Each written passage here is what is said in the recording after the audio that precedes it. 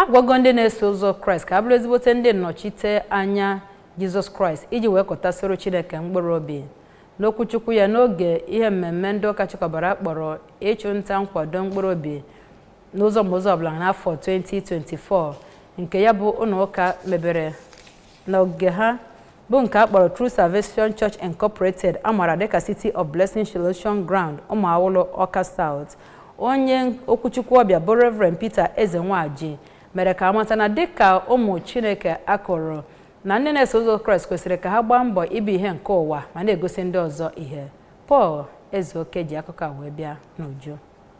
Abalị atọ nke ndị ụka nke nwere isiokwu ịkwụsị ike bụ nke ejiri ụka wee mechi. Reverend Ezenwaji onye bụkwa onye ọkaiwu sịrị na Kraịst bụ onye nyegoro ndị otu ya amara nke eji emegide ike ọchịchịrị ma nye aka kwalite ịrụzi obodo dị mma na-agakwa n'iru. Ọ kọwara mkpa ọ dị na ndị otu Kraịst ga-akwụsị ike ma nwee mkpezu na ha ga-esochi Kraịst ike ma na-agbasa ozi ọma n'akụkụ niile nke ụwa iji wee fụ na-atọrọ n'agbụ ndị nọ na njide ọchịchịrị na-amaghị amara nke Chineke. Ọ sị na nke a ga-eweta mgbanwe zuru ezu na echiche ndị mmadụ nke a na-atụ anya na onye ọbụla nyefegoro onwe ya n'aka nke Kraịst. Reverend Ezenwaji kọwara na site n'okwukwe ndị otu Kraịst ga na-enweta ngọzi pụrụ iche n'aka Chukwu ma dọọ aka na ntị ka ndị mmadụ zere ndị amụma ụgha na ndị na-eme amansi dị iche iche